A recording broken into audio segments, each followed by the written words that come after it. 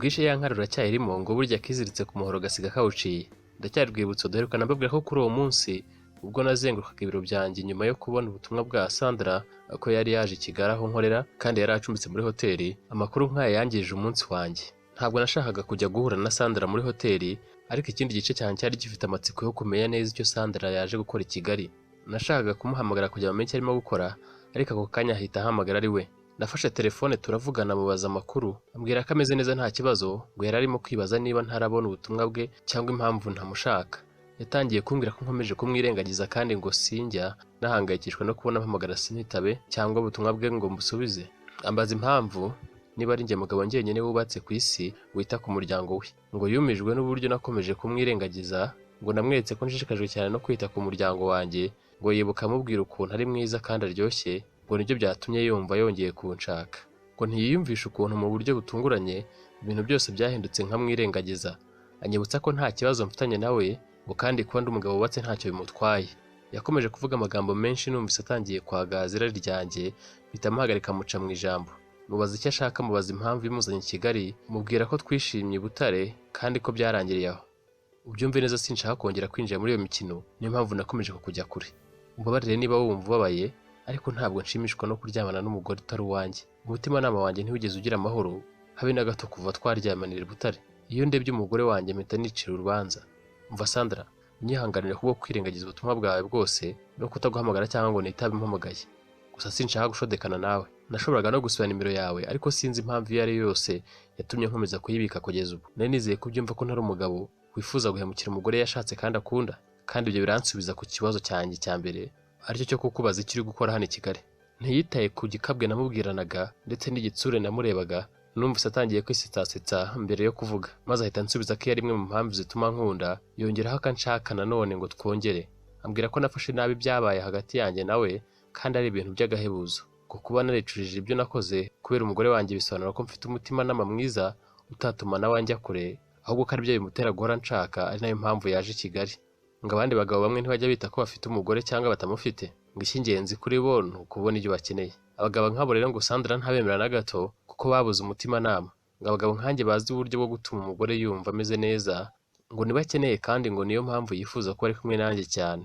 Sandra yongeyeho ko mu gusubiza ikibazo cyanjye cy'icyo yari yaje gukora i Kigali, ngo yari amaze iminsi 3 aje i Kigali ku mpamvu ze z'ubucuruzi bwihariye kandi yambwiye ko yari yaburangije. Ngo rero mbere y'uko asubira i Butare yashakaga kugumana nanjye umwanya muto, ngo kugira ngo abone isura yanjye nziza, ngo nanone ashaka ko mutembereza i Kigali nkamwereka aho baryohereza hose, ku buryo azataha yaramenye ahantu h'ingenzi hose, mbese nkamubera umwunganizi mwiza. Yakomeje kumbwira nyiteteshaho ko nshobora guhitamo kuruhuka no kumarana akanya nawe, cyangwa nabishaka nkamarana nawe ijoro ryose mu cyumba cye cya hoteli. Anyiziza ko umugore wanjye atazigera abimenya. Sandra yanyishe mu mutwe ambwira ko ndi umuhanga cyane ku buryo icyo nahishe nta wakivumbura, ngo yizeye ko ntawapfa kumenya inzira nanyuze.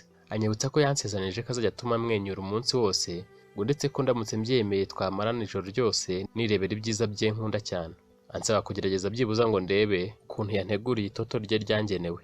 Nashutswe n'amagambo yashimishije, telefone yari ikiri ku gutwi. Ijwi rye ryumvikanaga nk'indirimbo, yenda kuntira gutwarwa, ariko nihagaze aho mubwira ko ntashobora kongera kurenga kuri uwo murongo ngo nongere nkururukane nawe. Namushwishwibujije mubwira ko n'ibyambere nari nkibyibuka ndetse nari nkirimo kubyicuza. Natekereje ko nimara umwanya munini tuvugana, amaherezo arashobora kunyemeza kandi biratuma mfata imodoka nkamusanganira aho ari muri hoteli. Ikintu cyiza nari gukora cyari gukupa telefone, nibyo rwose nahise nkora. Ngeze mu rugo nimugoroba nahagereye igihe nita ku muryango wanjye mbere y'uko dufata amafunguro y'umugoroba.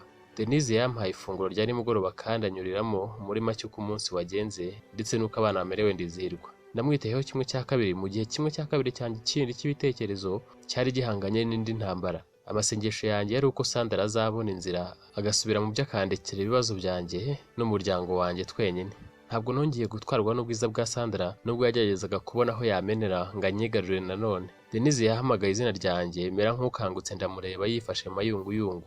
Yari yiyambitse imyambarire yantera kumva mukunze biruseho. Gusa nari natwawe n'ibitekerezo byanjye bwite, sinumva neza ibintu byose yavugaga. Yahise atungurwa no gusanga ntamwumvaga neza, ko yatekerezaga ko arimo kugirana ikiganiro cyiza n'umugabo we, naho ngo nari nibereye mu nama yanjye bwite ntamwitayeho. Namwiyerurushyijeho muhumuriza mubwira ko nta kintu na kimwe mu byo yavugaga cyancitse. Yajunguje umutwe ambwira ko yanga iyo ngerageje kumubeshya. Kugira ngo anyemeze rero ko ntamwumvaga, yambajije ikintu cya nyuma asorejeho ikiganiro. Ndamwitegereza ndamwenyura. Nubwo ntari nzi ikintu cya nyuma yavuze, nari mfite uburyo bwo guhindura uburemere bw'icyarakariye bikaba urwenya. Umugore wanjye rwose gerageza umpe ikizami gikomeye. Iki kiroroshye rwose. Icya nyuma wavuze ni uko wanga iyo ngerageje kukubeshya, si byose? Namwirebesheje neza nk'ukuntu umuhungu wacu yakundaga kubigenza. Hanyuma Denise aramwenyura maze azunguza umutwe, ntungire impuhwe ambwira ko utazana ibibazo by'akazi mu rugo ngo dushobora kubiganiraho wenda mu gihe turi mu buriri, ngo sinshobora kuba mu rugo kandi ibitekerezo byanjye, umubiri n'ubugingo bikiri ku kazi cyangwa ahandi kure y'urugo.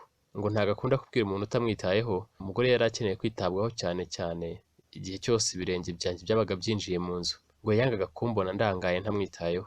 Nafashe amagambo ya Denise nko kumpa agasopo, yabaga ashaka ko mwitaho wenyine nta kindi ndimo nkora usibye wenda kwita ku bana. Ibyo byari bisobanutse neza kandi byinjiye muri njye, ndabizirikana. Nabonye ko nta mpamvu mfite yo kwiyobariza umugore kuko namufataga nkanjye wa kabiri musaba imbabazi kuko narangaye. Twikomereje kuryoshya nk'uko byari bisanzwe. Bukeye bwaho ubwo nari ku biro ntabwo Sandra yigeze ampamagara. Uwo munsi wose byari byiza cyane kuri njye. Buriya amaherezo Sandra yarampebye asubira i Butare yaturutse. Numvaga nisanzuye cyane, mbese meze nk'uwabohotse, ariko ikindi gice cyanjye numvaga Sandra kibangamiye intekerezo zanjye. Icyangombwa ni uko Sandra atari akiri hafi ngo ambuze amahoro. Ibyo rero byatumaga nkomeza gutekereza neza. Ku munsi wa gatatu natunga ubwo yansuraga mu biro, nari naribagiwe ko namuhaye ikarita yanjye igaragaza aho nkorera. Yinjiye mu biro byanjye nyuma yo gusaba uwakira abantu baje batugana akamwemerera.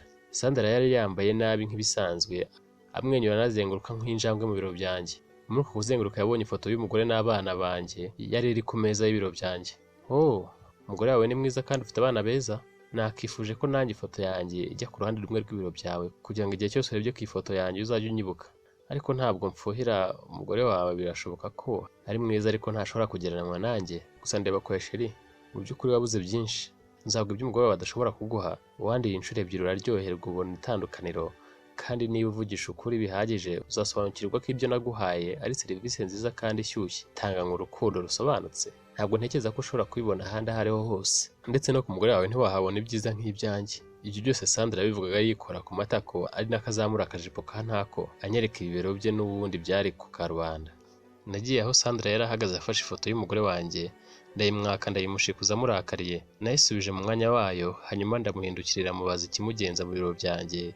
Sandra yanyise mu kundwa ambwira ko ari njyewe njyenyine umugenza, ngo yategereje ko nzamutungura nkaza aho yari acumbitse muri hoteli, ariko arategereza araheba. Ngo yantegereje iminsi ibiri yizeye, ariko sinahageze. Yahise yongeraho ko niba njyewe nanze kujya ku musozi, umusozi uzanyiyegerera, ngo niwe musozi rero kandi yizanye hafi yanjye. Yaramwenyuye aransoma, anshyira urutoki ku munwa, arigataho nka za bombo z'abana. Yasunitse amabere ye kugira ngo agaragare cyane. Nagerageje kwihagararaho cyane, ariko amayeri ye byarangiye anganje. Sandra yitonze yaranyegereye, numva ubushagarira bunyuzuye wese, sinabasha gutirimuka aho mpagaze.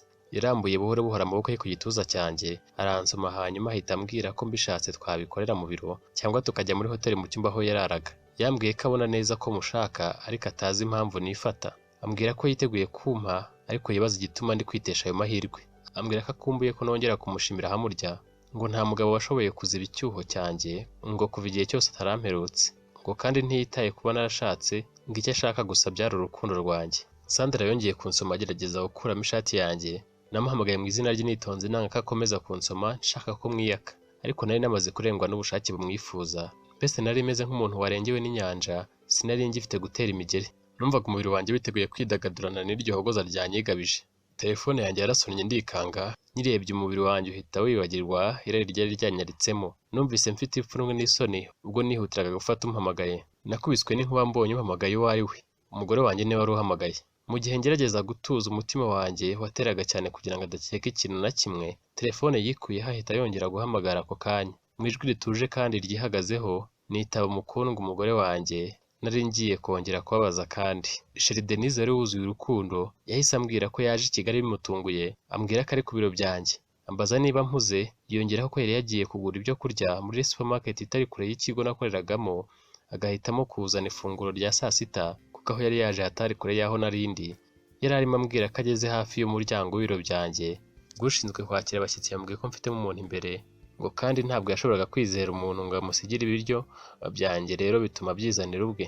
Ambwira ko ari hafi kugera ku rugi rw'ibiro byanjye. Nabuze aho ndeba ngize ubwoba bw'ibimbayeho. Nabonaga ko umugore wanjye agiye kubibona kuko ibimenyetso bigaragaza ibyo twarimo byari bikigaragara uko byakabaye. Mana yanjye, narumenyemerwa icyo gukora. Nahise nsaba Sandra gusubizayo amabere no kwicara neza nk'umudamu wo mu biro, Mu gihe nari nkirimo gufunga ibipesu by'ishati yanjye, hari uwahise akomanga mbona urugi rurakingutse. Madamu Denise arinjira. Aha niho dusoreje igice cya 4 cy'inkuru Nanjye Sinjye. Turabashimira mwe mwari igice cya mbere, icya kabiri ndetse n'icya gatatu, by'umwihariko wowe Benihirwe Isa wagerageje kwandika comment kuri ino nkuru. Turabasezeranya kubagezaho ikindi gice cya 5 vuba, tubashishikariza gukanda subscribe, like, share na comment. Tubibutsa ko kandi uzajya gerageza gushyira ubutumwa bugufi ku gice kigezweho, tuzajya tumushimira tumusuhuza mu gice gikurikiraho. Mbaye mbasezeho urukundo, nzabakumbura n'ubutaha.